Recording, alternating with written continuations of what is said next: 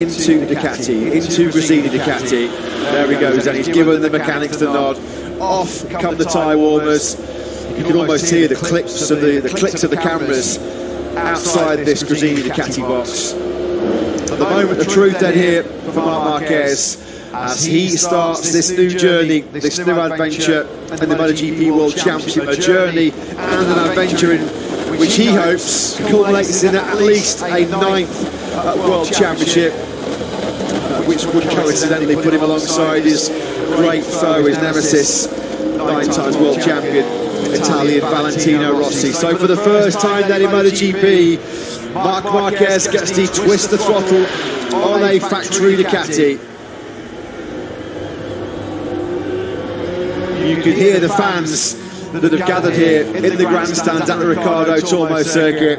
He leaves pit lane then, and Marc Marquez heads out on circuit for a first lap, a lap that we never thought we'd see. The crowds gave him a great reception as he left at the track. And here we go then, Marc Marquez and Ducati working in tandem to see if he can win that 9th World Championship which has eluded him since 2019. Of course, it's been such a tough, barren run since he suffered those career-threatening shoulder injuries in the opening Grand Prix, the Spanish Grand Prix in Jerez. He's been to dark places that only really Marc knows, both physically and mentally, in the 3 years since then. But this is all about him still showing that he's capable of winning championships, showing everybody, reminding everybody that he's the best rider in the planet. And now, Lewis, no excuses, because he's on the best bike.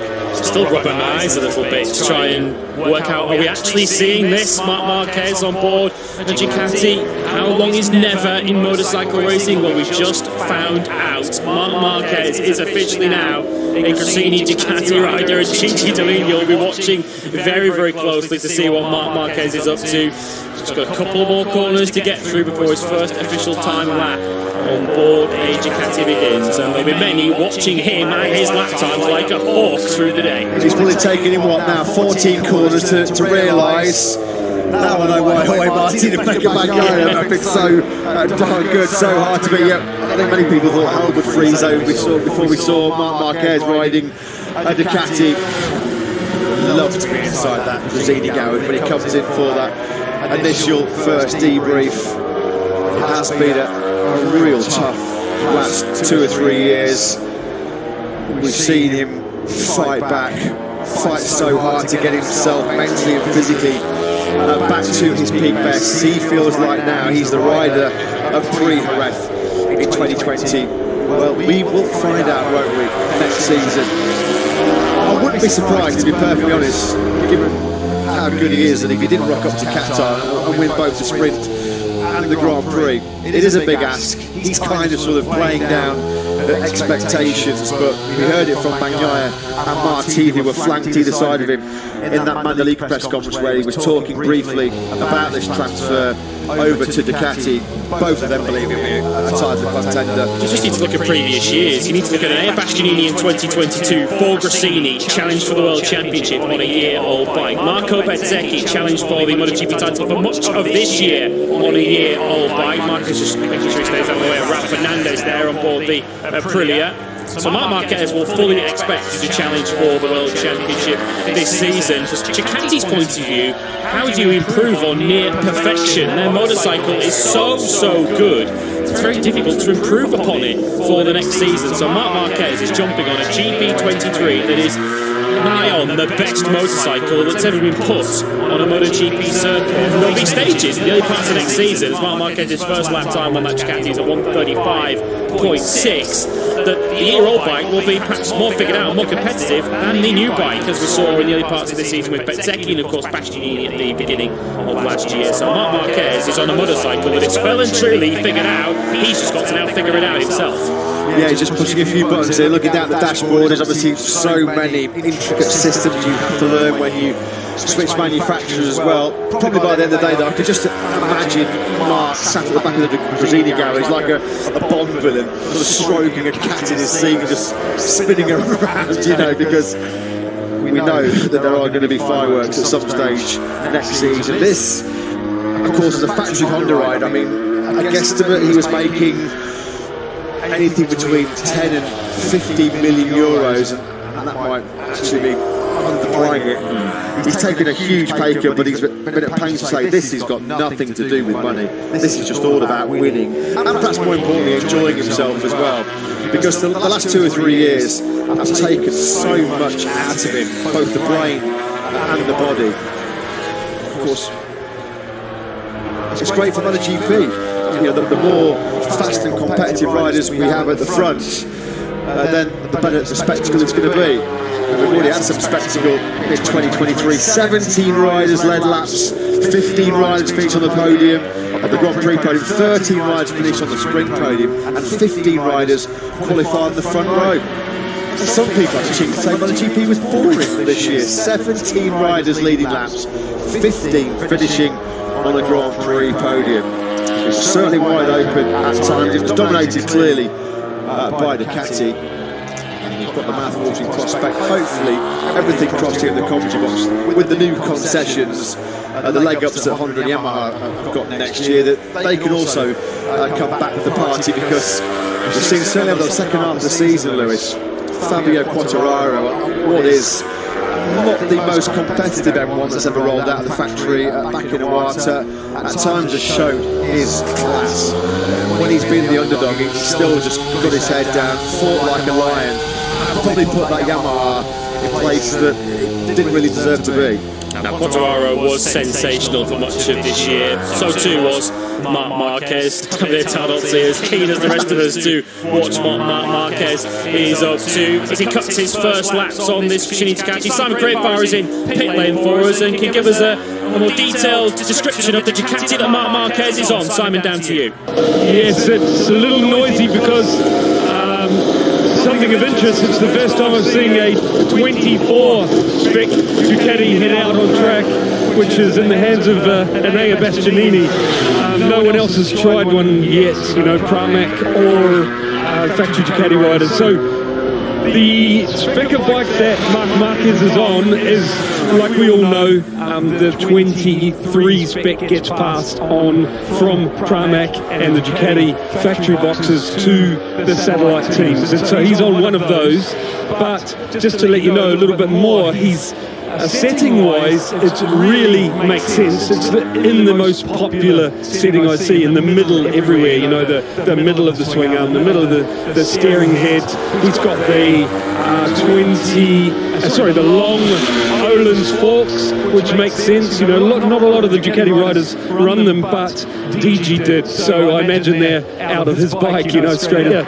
For example, he has not got the start device, you know, the latest Ducati one that was on the 23 factory bikes, but they are still only in the Ducati factory and Pramac box.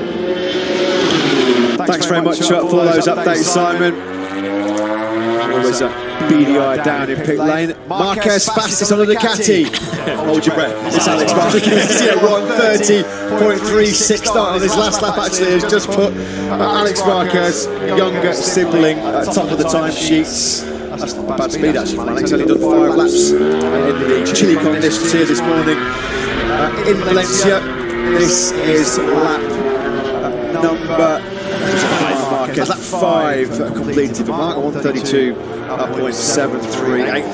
Of course, as you mentioned, Pakai, what Marquez saying is looking forward to the opportunity to really pour over in detail the data of Martin and Pakai. But if you flip that one, and I'm sure those two are going to be very eager over the course of next season rather to see what Mark can bring to the Ducati, or how his riding style maybe can change the process or the dynamics of how you can get the best performance out of those Ducatis. On board then with the 93 up to turn 6. This is just what, second gear, about 100 kilometers an hour. And you attack car then now through what's turn 7. It's more of a real fast kick up to about to 5th gear, approaching 250 kilometers an hour. Then coming now through this very tricky right hand. You've got to be careful here on the right hand side of that Michelin tyre. This is where Brad Binder and Jack Miller threw away the chance of a quick check. You can see on the timing tower on the left hand side of your screen, that's where we're at in terms of the times. Alex Marquez that leads Vinales, Jorge Martin, Bowell and Augusto Fernandez, and Fabio Quartararo, the top 6, the early 6 that have found sub 131 laps this morning in what are very chilly, breezy conditions. So let's hope some of that cloud gets blown away and we get a bit of sunshine. I think I did read somewhere, top 10 already for Mark Marquez. I think I did read somewhere where you're going to get ambient temperature creep over 20 degrees.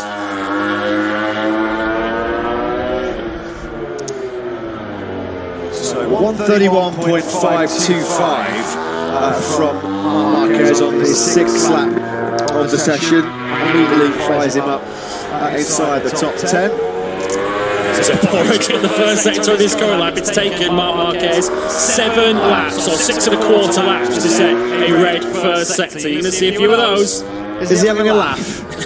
This is already, I mean, okay, yeah, the pace is a long way off where we saw him at the weekend. Maverick Vinales at a 128.931 to set pole position. The fastest lap of Sunday's Grand Prix was a 130.145 from Brad Binder.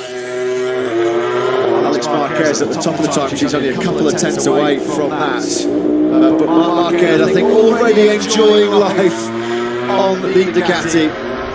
He would be grinning like a Cheshire cat under that crash on it right now. So this is why they were dominating over the last few years, he'll be saying, under that crash element. We've got, of course, a Marquez pairing within the Gresini Ducati box. We might have a Marquez 1-2 in just a moment. So Marc Marquez has been on that Gresini Ducati for, what, all of 10 minutes now. And he crosses the line to set a 130.683, and he's into the top 3. Is it already time to start queuing up the Jaws music for 2024 as he flicks into the first corner? Just wonder whether this might be the end of his first run, whether the instructions were, okay, let's just go out, 7 laps to kick off the Ducati career, let's just take it steady. When we said, didn't we, before he went out, Marc Marquez does not do steady or does not do gently. A 130.683 is his opening salvo as a Ducati rider. Puts him immediately up into P3. That's ahead of Maverick Vinales and Jorge Martin. Quick check on the reigning world champion, Pakai, who did a short opening lap stint of 7 laps to begin the defence. His reign now is a double MotoGP world champion. Pakai 131.505. Like a duck to water. You'd expect anything else? Hasn't taken him too long to find his groove, find his mojo on that GP23. As Simon said, Ducati just sending him out there on their sort of standard base setting. Plenty more to come in 2024 then from Marc Marquez. The early signs, I think it's fair to say, here he comes. Rather positive. Yeah, he'll certainly settle for that. And that was the first run of what will be many, of course, for Marc Marquez. Quick update on Pedro Acosta, incidentally. He has improved. He's down to a 132.258 now, the Moto2 world champion. He's now put in 15 laps of this Valencia circuit, and he's out on track at the moment. If Pedro Acosta is anywhere around there, second half, 2 seconds off at the end of the day, I think he'll be very happy with his day's work. This man's going to be very happy. Would love to have the proper boom mic inside this Gresini garage right now. As Marc Marquez plonks back into his seat. 7 laps, 7 fast laps, 8 in that session.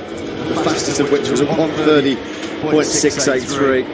Just wondering the pre-sort of test briefings whether Frankie Carcelli was going. We'll be happy with a mid-130 at the end of the day. First run straight into the mid-130s. Look at his face. Look at his face. That face tells the story. The expression, the beaming smile, the nod of the head, the raise of the eyebrows. I think it's fair to say that we have a very happy 93. Having already got himself inside the top 3 on that Ducati. That was brilliant. Great to see a canvas inside that Gresini garage. Look at this. This is brilliant. Absolutely. I love that. I think that's what you call the seal of approval. Already loving life on the Ducati, and probably already thinking, I've made the right decision. I've called this one absolutely bang on the money. Let's go down to the pit lane though. What a season has been for the factory.